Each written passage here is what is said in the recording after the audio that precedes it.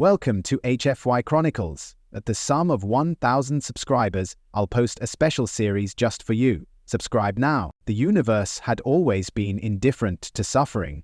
In the cold vacuum of space, empires rose and fell without ceremony, and alliances shattered like glass under the weight of ambition. But what the Galactic Council failed to understand about humans was simple. When cornered, they didn't cower. They evolved. They adapted. They became the very monsters they were accused of being. Ambassador James Maxwell stood motionless in the center of the vast circular council chamber, his tailored cerulean three-piece suit a stark contrast against the shadowy amphitheater surrounding him. A single, powerful beam of light illuminated his figure, casting dramatic shadows across his weathered face. He had spent 30 years representing humanity's interests among the stars, building bridges between worlds, fostering trust. Now, in a heartbeat, it was all crumbling before his eyes. Please, just rethink this, his voice echoed through the chamber, bouncing off ancient walls that had witnessed thousands of years of galactic politics. The plea hung in the air, met with uncomfortable silence from some and barely concealed amusement from others. The chamber itself was a marvel of alien architecture, a perfect circle with concentric rings of seating arranged by power and influence. The most powerful council members occupied the lowest tier, closest to the central speaking platform. Lesser powers were relegated to higher positions, literally looking down on proceedings they had minimal influence over. The arrangement was both practical and symbolic, a constant reminder of one's place in the galactic hierarchy. Maxwell's gaze swept across the assembled representatives, taking in their diverse forms. The Solarians, with their iridescent scales that shifted colors with their emotions. The insectoid Vrock, whose mandibles clicked in what passed for laughter among their kind. The gelatinous Morbidians, who pulsed with bioluminescence when excited. Dozens of species, hundreds of worlds represented, and nearly all had just voted to strip humanity of its rights. His attention settled on one representative in particular, Thoran of the Thurkai, his elongated ears now drooping in what Maxwell recognized as discomfort. The Thurkai had been humanity's first contact, their mentors and sponsors in galactic society. For nearly a millennium, the two species had been inseparable allies. The Thurkai were the ones to help us gain council status, Maxwell continued, his hands outstretched, palms upward in a universal gesture of supplication. We have supported you since the very day we achieved faster-than-light travel. Please, think deeply about this decision. You were our friends for nearly a millennium. A single tear escaped the corner of Maxwell's eye, trailing down his cheek. It wasn't a calculated move. The ambassador had always been terrible at hiding his emotions, a trait that had endeared him to many species who valued authenticity. Now, that same transparency betrayed the depth of his desperation. Thoran shifted uncomfortably in his seat, the movement causing his ceremonial robes to shimmer under the chamber's ambient lighting. The Thurkai were a proud species, tall and slender with skin the color of burnished copper and ears that served as their primary emotional indicators. Now those ears, usually held high in confidence, drooped noticeably. It's more efficient to absorb the Terran Empire, Thoran said, his melodic voice strained. They are giving us at least 20% of your territory. We will take care of your people, Maxwell. The words struck like physical blows. Maxwell felt his chest tighten, memories flooding his mind. Diplomatic banquets on the Thurkai homeworld, cultural exchanges, joint scientific endeavors. He had named his daughter after a Thurkai constellation. Thoran had attended his wedding. These weren't just allies, they were friends, family. Behind Maxwell, several council guards approached silently. Their tentacles evolved for grasping prey in the methane oceans of their homeworld, wrapped tightly around ceremonial weapons that were as much symbols of authority as they were instruments of force. One placed its sectioned ligament on Maxwell's shoulder, the touch surprisingly gentle. From the lowest tier of seats, the Vorok representative rose to its full height, nearly 3 meters of chitinous exoskeleton and predatory grace. Its voice emerged from specialized vocal organs, translated instantly by the chamber's systems. It's decided. The Terran Empire's councilship status has been revoked. They will now be designated as a chattel species. Within council regulations, all council members may begin securing their agreed-upon portion of Terran space.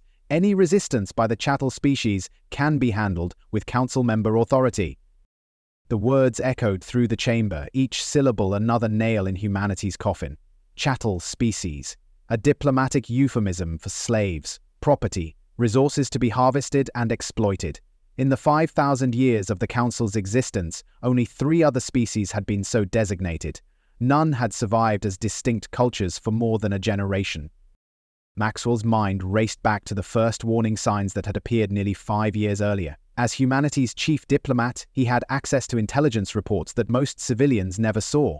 The pattern had been subtle at first. Minor trade disputes, diplomatic snubs, cultural exchanges cancelled without explanation.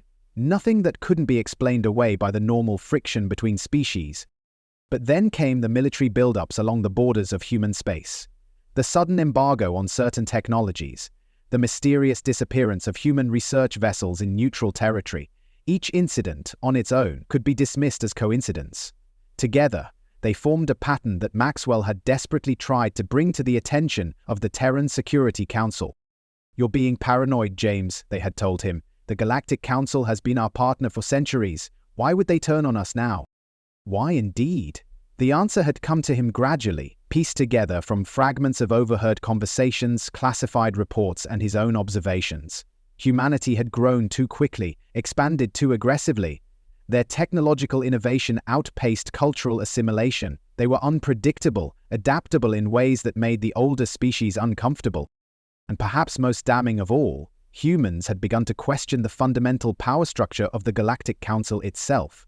They had proposed reforms, suggested more democratic processes, advocated for the rights of non-council species. In a political system that had remained largely unchanged for millennia, such ideas were not merely radical, they were revolutionary. "You don't understand," Maxwell pleaded, his voice cracking with emotion. The guards tugged at his shoulder, attempting to remove him from the speaking platform, but they struggled against his dense gravity build, the result of being born and raised on Earth rather than the lower gravity worlds most council species evolved on. The Sulian representative Drex leaned forward, his scales shifting from diplomatic blue to the aggressive crimson of dominance and satisfaction. "You no longer have the right to speak in these quarters, human. Return to your homeworld for redesignation." The mockery in his tone was unmistakable, triggering scattered laughter throughout the chamber, clicking mandibles, resonating chest cavities, vibrating membranes. Each species expressed amusement in their own unique way, united only in their derision of humanity's plight. Something snapped inside Maxwell. 30 years of diplomatic restraint, of careful words and measured responses evaporated in an instant. "You are just proving them right," he shouted, his earthborn muscles flexing as he tore himself free from the guard's grip. He rushed toward Thoran's seat with surprising speed, causing the startled representative's personal guards to snap their plasma rifles up. The weapon's power cells hummed to life, filling the air with the scent of ionized particles. Maxwell raised his hands in compliance and maintained his distance, his breath coming in short bursts. Okay. Just say you don't agree, okay? I can still save you. Please, Thoran." Something unusual happened then. Maxwell's right eye briefly pulsed with a soft green bioluminescence before returning to its natural state. It was so quick that most would have missed it, but Thoran's species had evolved as nocturnal hunters with exceptional vision. "Please, just rescind your vote." Maxwell's eyes locked onto Thoran's, sweat beading on his forehead as desperation radiated from his every movement. Thoran's primary sensory appendages twitched with uncertainty. This behavior was completely at odds with Maxwell's usual diplomatic demeanor, the calm, measured professional they'd come to know over years of negotiations. The representative found himself wondering if this apparent breakdown stemmed from personal fear or something far more concerning. As Thoran stared at the human ambassador, his mind involuntarily flashed back to their first meeting nearly 3 decades earlier. He had been a junior diplomatic attaché then, assigned to the first official Thurkai delegation to Earth after the humans had achieved faster-than-light travel. The humans had welcomed them with open arms, with celebrations and ceremonies that displayed a genuine joy at encountering another intelligent species. Unlike many races who approached first contact with fear or suspicion, the humans had been enthusiastic, curious, eager to learn and share. Maxwell had been their guide, a young diplomat then, his face unlined by the stresses of interstellar politics, his eyes bright with optimism. He had taken the Thurkai delegation to Earth's great cultural centers, to natural wonders, to ordinary homes where human families had prepared meals incorporating elements of Thurkai cuisine as a gesture of respect. Our differences make us stronger, Maxwell had told them during a sunset viewed from a mountain peak in a region humans called the Alps. We don't just want to be part of the galactic community, we want to contribute to it, make it better for everyone. Such idealism had seemed naive to Thoran then, charming in its innocence. Now, with the benefit of hindsight, he recognized it as dangerous. Species that questioned the established order rarely fared well in council politics. The memory faded, replaced by the harsh reality of the council chamber and the desperate human before him. "Save us?" Thoran asked, genuine confusion in his voice. "We will reconnect," Thoran began, but was abruptly cut off by Drek's commanding voice. "Council guards, secure the ape!" The words thundered through the chamber, reverberating off the ancient walls. 5 more council guards abandoned their posts and converged on Maxwell, their armored forms moving with practiced coordination. The original 2 guards renewed their grip, servos whining as they struggled against his augmented strength.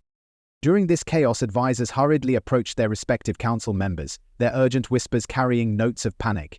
Several gasps and angry outbursts punctuated the growing tension. "What do you mean we lost contact with His Majesty's flagship?" Drek's scales flared in agitation as he rounded on his trembling advisor. Thoran watched the unfolding scene with mounting unease, noting his own advisor's conspicuous absence. The atmosphere in the chamber had shifted dramatically, charged with fear and confusion. Maxwell remained focused on him, tears streaming down his face, his expression one of resigned defeat. "Maxwell, what is happening?" Thoran asked, concern evident in his voice. Maxwell's lips moved, his words barely audible, but his gaze unwavering from Thoran's position. "Understood. I tried. I believe the Thurkai were about to— No one else. I'm ready." "Yes, sir." The council chamber descended into chaos as whispered concerns erupted into open panic. Council guards shifted uncertainly, their grip on the human ambassador never loosening despite the growing bedlam. The Morbidian representative pulsed with alarmed bioluminescence as it received information through its neural interface. "That can't be right. Send the home fleet. What do you mean it's gone?"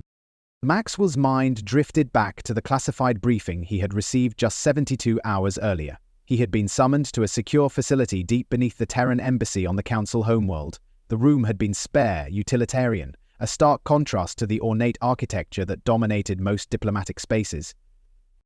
Admiral Elena Vega, head of Terran military intelligence, had been waiting for him. Her normally composed features had been tight with tension, her eyes reflecting the gravity of the situation. "It's confirmed, James," she had said without preamble. "The vote is scheduled for tomorrow. They're going to revoke our council status and declare us a chattel species." Maxwell had felt the blood drain from his face. "That's impossible. They need a supermajority for that kind of vote." "We have allies." "Had allies," Vega corrected grimly. "The Thurkai have been bought off with promises of our outer colonies. The Morbidians with access to our genetic databases. Even the Centauri have abandoned us in exchange for exclusive mining rights in the Orion sector." "There must be some mistake," Maxwell had insisted, his voice hollow even to his own ears. "I've known Thoran for 30 years. He wouldn't—" "This isn't about friendship, James. It's about power. Humanity has grown too quickly, innovated too rapidly. We've started questioning traditions that have stood for millennia. The old guard sees us as a threat to the established order." Maxwell had slumped into a chair, the weight of realization crushing down on him. "What do we do?" Admiral Vega's expression had hardened. "We have been preparing for this possibility for years. Operation Righteous Fury is ready for activation." "A military response against the entire council? That's suicide." "Not necessarily," Vega had said, activating a holographic display that filled the center of the room. It showed Terran battle fleets positioned throughout council space, hidden in stealth configurations, infiltration teams embedded in key facilities, sabotage protocols ready for implementation. "We've been building our forces in secret, developing technologies the council doesn't know about. If they move against us, we can hit them hard enough to force a reconsideration." Maxwell had stared at the display in disbelief. This is survival, James, and you're going to play a crucial role." The memory dissolved as Maxwell was jolted back to the present by the tightening grip of the council guards. "No, no, no, kill that ape now!" Drex violently shoved his advisor aside, his scales now fully extended in rage. His personal guard and the council guards responded instantly, their weapons discharging in a coordinated barrage of energy. The shots impacted a shimmering blue defensive field surrounding Maxwell, as his seemingly normal diplomatic attire instantly hardened. After absorbing the initial volley, his clothing transformed, flowing like liquid metal before restructuring into the distinctive armor worn by Terran Secret Service guards, its surface gleaming under the chamber's lights. "Thorin," Maxwell said, slowly rising to his full height. Though tears still glistened on his cheeks, his expression hardened into an impassive mask, all trace of earlier emotion vanishing. Thorin focused now solely on his friend, ordering his own guards to stand down with a quick gesture. "Please, just remember us for our peaceful days." Maxwell spoke softly as his personal Terran guard materialized around him, their advanced stealth systems powering down with a subtle electronic hum, their forms solidifying from ghostly translucence. "Remember us for when we came to you all with open arms." The Terran guards shouldered their ballistic rifles with practiced efficiency, weapons that most species had dismissed as primitive relics, yet remained devastatingly effective.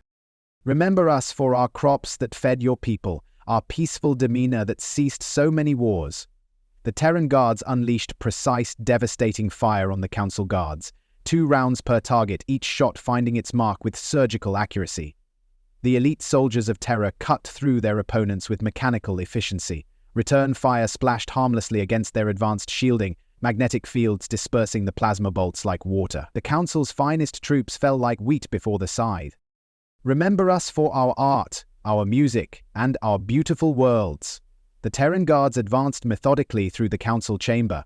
Panicked representatives scrambled for escape as their protectors fell. When the fleeing diplomats reached the exits, 6 more Terran Secret Service agents materialized to block their path, their weapons adding to the methodical slaughter of the galaxy's most powerful beings.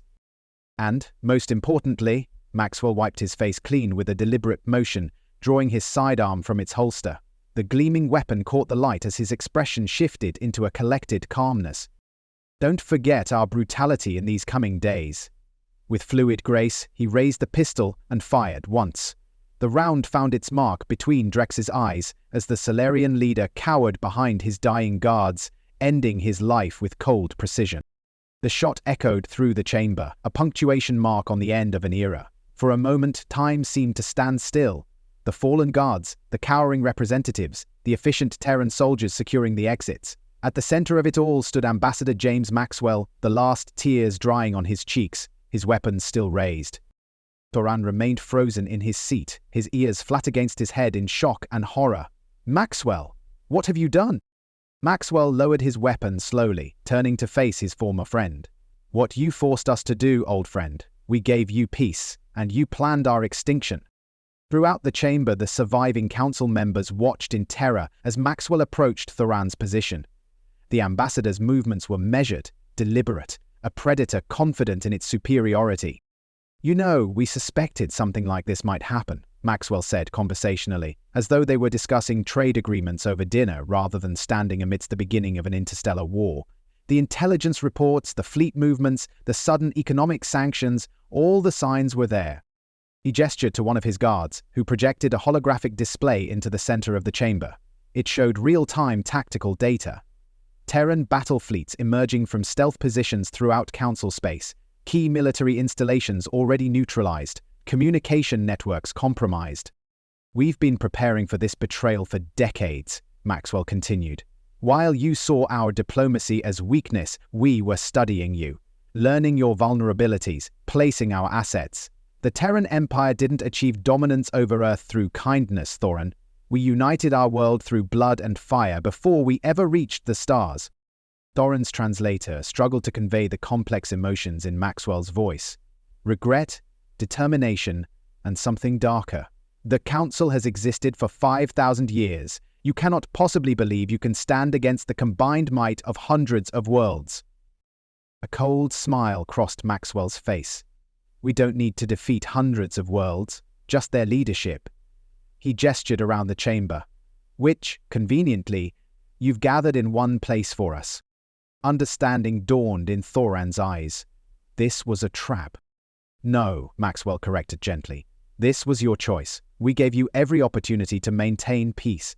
My tears were genuine, Thoran. I begged you to reconsider because I knew what would follow if you didn't." Outside the council chamber, alarms began to sound. Distant at first, then growing louder. Emergency protocols activating too late. "What happens now?" Thoran asked, his voice barely audible. Maxwell holstered his weapon and straightened his cuffs, a curiously human gesture amidst the chaos. Now? Now humanity shows the galaxy why Earth's history books are filled with warnings rather than celebrations, why our philosophers debated the ethics of power while our generals perfected its application. He turned to his guards. "Secure the survivors for transport. Priority extraction for any who voted against the resolution or abstained." As the Terran soldiers moved to comply, Maxwell returned his attention to Thoran. "You'll be coming with us, not as a prisoner but as a witness. Someone needs to tell the galaxy what happened here today and why it happened." Thoran's ears flattened further. "And what should I tell them?" Maxwell's expression softened momentarily, a glimpse of the diplomat he had been for 30 years. "Tell them that humanity extended its hand in friendship and the Council chose to bite it off." The softness vanished as quickly as it had appeared. "And tell them what happened next." Through the chamber's massive viewport, distant explosions became visible, orbital defenses failing, military installations burning, the beginning of humanity's response to betrayal. Maxwell's communicator chimed softly. He raised it to his ear, listening intently before responding. "Understood. Phase 2 is authorized. May God have mercy on us all, because we certainly won't." He turned back to Thoran, offering his hand in a gesture that seemed both familiar and newly threatening. "Come, old friend. You have a front-row seat to the remaking of the galaxy." As Thoran reluctantly took Maxwell's hand, the human ambassador's right eye pulsed green once more. Not a malfunction or coincidence, but a signal. Throughout Council space, sleeper agents received the confirmation they had hoped would never come. Operation Righteous Fury was now active. The age of human submission had ended, the era of human dominance had begun. And it had started, as human conflict so often did, with a single act of betrayal and a promise of retribution that would echo across the stars for generations to come. As the screen fades to black on Ambassador Maxwell's chilling promise, the weight of humanity's vengeance hangs in the cosmic balance. If this tale of betrayal and retribution captured your imagination, don't let the story end here. Hit that like button to help others discover this interstellar conflict. Subscribe to our channel for more epic narratives that explore the darker sides of human nature and the vast possibilities of the cosmos. Leave a comment sharing your thoughts on humanity's response. Was it justified, or did we become the very monsters we claimed to fight? And don't forget to turn on that notification bell so you'll be first to know when the next chapter in this saga drops. The stars are watching, and so should you.